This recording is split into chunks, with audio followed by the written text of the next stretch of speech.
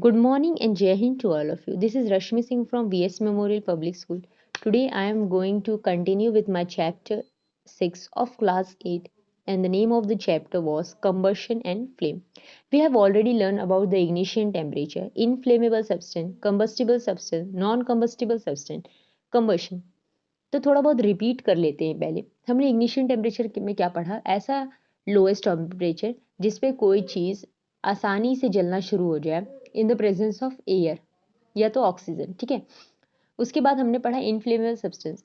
Inflammable substance ऐसे substance होते हैं जिनकी इग्निशन टेम्परेचर लो होती है और उसमें फायर या जो आपकी आग होती है वो ईजिली कैच कर लेती है, जैसे पेट्रोल, केरोसिन, अल्कोहल, एलपीजी।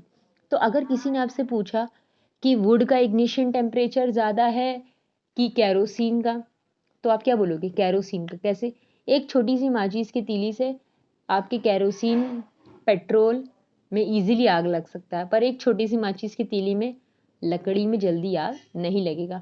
आपको उसके इग्निशन टेम्परेचर को उतना पहुंचाना पड़ेगा। तो जिस चीज़ के इग्निशन टेम्परेचर कम होगा उसमें आसानी से आग लग जाएगी, और उनको हम क्या कहते हैं? Inflammable substance. खतरनाक चीज़ें जिन्हें कहते हैं इनफ्लेमेबल, आसानी से उसमें आग लग जाए। अब हम पढ़ेंगे types of combustion. So basically बच्चों, टाइप्स ऑफ कंबशंस क्या होते हैं? देखिए, यहाँ दो तरह के कंबशंस के बारे में कहा गया, रैपिड कंबशन और स्पॉन्टेनियस कंबशन। रैपिड कंबशन का एग्जांपल जो मैंने आपको बताया कि मैच स्टिक की मदद से पेपर, एलपीजी में जब आप को जलाते हो, तो ये आपका कैसा कंबशन है जो आपको रैपिडली क्या प्रोड्यूस करेगा? Heat and light. Rapid combustion, in this the gas burns rapidly and large amount of heat and light energy are released which often results in the flame।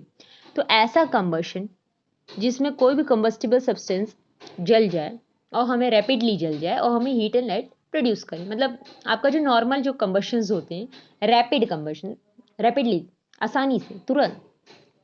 Spontaneous combustion में थोड़ा सा difference है। जैसे मान लीजिए white phosphorus जो होता है, इसका इग्निशन टेम्परेचर 35 डिग्री सेल्सियस है, ठीक है। 35 डिग्री सेल्सियस है, ये आपके कमरे में रखा हुआ है, और जब गर्मी का मौसम आएगा तब हमारे यहाँ का टेम्परेचर 35 डिग्री सेल्सियस तक तो पहुँच ही जाता है। तो सोचिए अगर व्हाइट फॉस्फोरस आपके कमरे में रखा है और गर्मी में आपके कमरे का टेम्परेचर 35 डिग्री सेल्सियस तक पहुँच गया, तब क्या होगा? तब बहुत तेज से धमाका होगा और ऐसे आग तरह की निकलेगी, एक्सप्लोजन होगा, ऐसे लगेगा कुछ फट गया है। तो ये कैसा कंबशन है? कंबशन का मतलब जलना होता है। कैसा कंबशन है? स्पॉन्टेनियस। स्पॉन्टेनियस, तुरंत किसी जगह पे एक्सप्लोजन हो जाए, ठीक है। मतलब आपका फायर्स ब्रस्ट करे, मतलब फट जाए, जैसे कहते नहीं, इसे कैसे कहते हैं? Spontaneous combustion.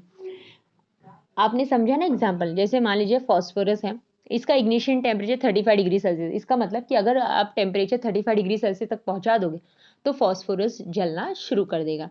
और ये आपके घर में रखा है, मान लीजिए आपने ला के रख ही लिया है, और अभी तो आपके यहाँ का टेम्परेचर नॉर्मल है, पर जब गर्मियों का समय आएगा तब तो 35 डिग्री सेल्सियस तक टेम्परेचर पहुंच ही जाता है। तब क्या होगा? तब ये जहाँ रखा होगा ना, वहाँ बहुत तेजी से धमाका होगा और ये फट जाएगा। इसे क्या कहते हैं? Spontaneous combustion. अच्छा ये बताइए, स्पॉन्टेनियस कंबशन के समय आपने इसको अलग से कहीं माचिस की तीली जलाने की जरूरत पड़ी, या आपको अलग से कहीं आग दिखाने की जरूरत पड़ी? नहीं ना, अपने आप आपके रूम के टेम्परेचर बढ़ने की वजह से वो फट जाएगा। तो ये कैसा कंबशन है? Spontaneous combustion.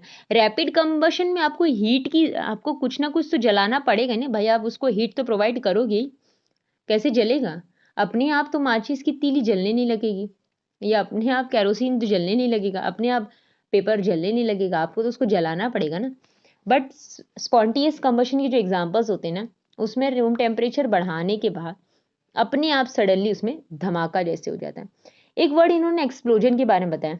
एक्सप्लोजन का मतलब तो आपको पता ही है, जब हम किसी, जैसे हम फायर क्रैकर्स जलाते हैं दिवाली पे, तो वो फटने के साथ हमें हीट, लाइट एंड साउंड तीनों देता है। इस तरह का कंबशन जिसमें large amount of gas produce होता है, वो आपका कैसा कंबशन? उसे क्या कहते हैं हम? एक्सप्लोजन। ऐसे रिएक्शंस को क्या कहते हैं? Explosion. When you light a fire cracker, जब आप फायर क्रैकर जलाते हो, it explodes giving out heat, light and sound. ये आपको फटने के बाद क्या देता है? हीट भी देगा, लाइट भी देगा, साउंड भी देगा। हीट का मतलब आपको एहसास होगा ना कि हाँ गर्म हो गया, कुछ जल रहा है यहाँ। लाइट भी देगा, रोशनी भी देगी, साउंड भी देगा। This is combustion reaction. ये कंबक्शन रिएक्शन है जो कि सडनली ऑकर होता है with the large amount of gas. आपको गैस भी तो मिलेगा, ठीक है, आपको लार्ज अमाउंट ऑफ गैस भी मिलेगा। गैस का मतलब धुआं जिसे कह रहे हो, यहाँ यहाँ धुएं से रिलेशन है। इसे क्या, इस रिएक्शन को क्या कहते हैं? इस रिएक्शन को कहते हैं एक्सप्लोजन। अब नेक्स्ट हम क्या पढ़ेंगे? Extinguisher fire. आग को कैसे बुझाया जाएगा? भाई आग को क्या आग को बुझाने का सबसे आसान तरीका है, वो जो चीजें चाहता है आग को जलने के लिए, जो 3 चीज चाहिए वो तीनों चीज मत दो, आग फैलेगी ही नहीं, अपने आप बुझ जाएगी। A fire can be disastrous if not controlled in time. Every city has a fire station equipped with firefighting equipment. You may have seen the water is normally used to extinguish fire. However, water does not extinguish all kinds of fires. So basically, आग जब लगती है तो बहुत खतरनाक हो सकती है। आपने देखा होगा हर शहर में फायर स्टेशन होते हैं, उनके पास फायर फाइटिंग इक्विपमेंट्स होती हैं, सामान होते हैं जिससे कि वो आग को बुझा सके। वैसे नॉर्मली आपने देखा होगा जो आग बुझाने वाले होते हैं जो आते हैं, ये तो वाटर का यूज करते हैं, बट हर तरह की आग को वाटर नहीं बुझा सकता। इस बात को हमेशा याद रखिएगा, हर जलने वाली चीज को वाटर नहीं बुझा सकता। क्योंकि जब फायर एक्सटिंग्विशर आते हैं, ये क्या करते हैं, छोटी मोटी जगह पे तो आग लगती नहीं है, किसी बिल्डिंग में लग गई या कहीं जंगल में लग गई या कहीं भी लग गई, तो ये अपना पूरा वाटर का टैंकर लेकर आते हैं, उसी से बुझाने की कोशिश करते हैं। You have seen that 3 condition necessary for fire. हमने देखा कि 3 चीजों की जरूरत होती है। Presence of combustible substance, combustible substance की जरूरत होती है, सपोर्टर मतलब ऑक्सीजन की जरूरत होती है, और उसे उसके इग्निशन टेम्परेचर पे गर्म करने की जरूरत होती है। So basically therefore the method of igniting fire involve the following. अब किसी आग को बुझाने की के लिए क्या करना पड़ेगा? सबसे पहले removing the combustible substance. However, this is not possible in case of say building on fire, as the entire building is the combustible substance. Removing the combustible substance, वो जो कोई भी चीज अगर जल रही है, वो जलने वाली चीज है, तो उसको दूर कर सकते हैं, तो आग फैलने से आप कंट्रोल कर सकते हैं। पर ये एग्जाम्पल छोटी मोटी चीज है तो ही पॉसिबल है। अब बिल्डिंग में आग लग गई तो क्या बिल्डिंग थोड़ी एक जगह से दूसरी जगह हटा पाओगे? ये तो पॉसिबल नहीं है। यहाँ तो पूरी बिल्डिंग ही कंबस्टिबल सब्सटेंस है, उसमें पता नहीं कितने सारे लकड़ी की चीजें हैं, प्लास्टिक्स हैं, वो तो जलेंगे ही। Cooling the substance to below its ignition temperature, this is normally done with the help of water. अब देखिए क्या करेंगे, उस सब्सटेंस के टेम्परेचर को लो करेंगे। कैसे करेंगे लो? उसका इग्निशन टेम्परेचर जो भी है उसी की वजह से वो गर्म हो रहा है, हम उसके ऊपर पानी डाल देंगे तो उसका जो टेम्परेचर हो जाएगा वो लो होगा। This is normally done with the help of water, but water works only when would और पेपर आर ऑन फायर। पर ये तभी काम करेगा जब लकड़ी या कागज जल रहा हो।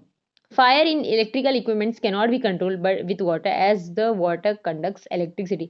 पर पता चला आपके घर में शॉर्ट सर्किट से आग लग गई और लेके पानी बुझाने लग गए ना, तो पूरे बिल्डिंग में या पूरे आपके घर में करंट ही करंट फैल जाएगा, क्योंकि water good conductor of electricity है।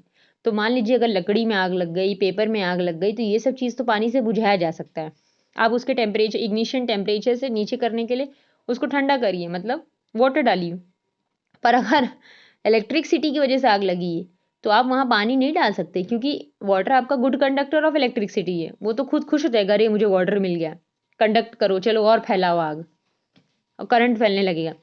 Hence, the person trying to extinguish the fire can get electric shock. Also, oil or petrol fires cannot be put out of by water, as the oil and petrol are lighter than water. They float on water and keep burning.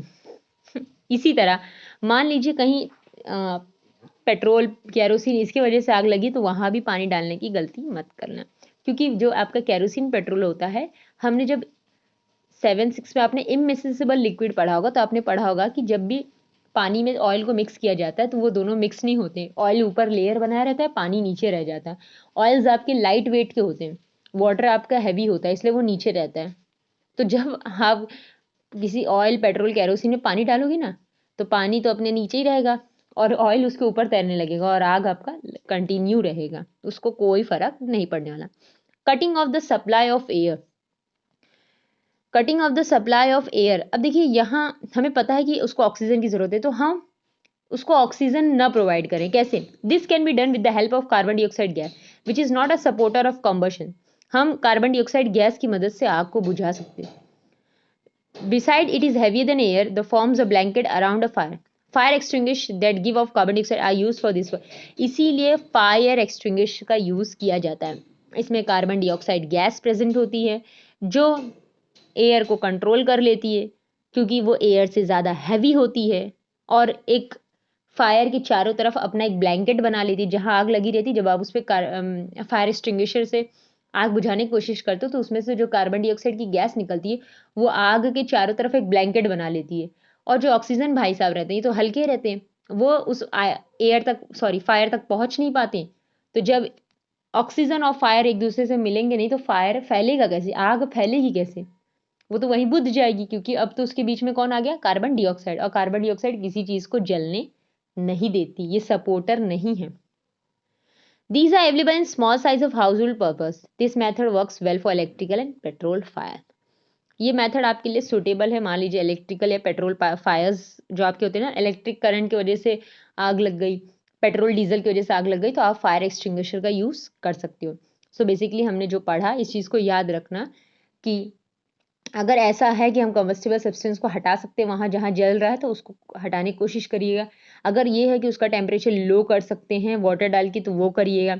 और अगर कोई काम नहीं करेगा तो fire extinguisher तो है ही है।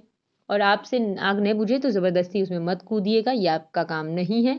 आप बुझाने की जगह खुद ही जल जाओगे। तो उसके बाद हमें क्या करना है, उसके बाद हमें फायर ब्रिगेड को कॉल करना है, वो आएंगे और आपके यहाँ की आग बुझाएंगे। बस आप घर के जितने लोग हैं ये कोशिश कर लेना कि आप वहाँ से निकल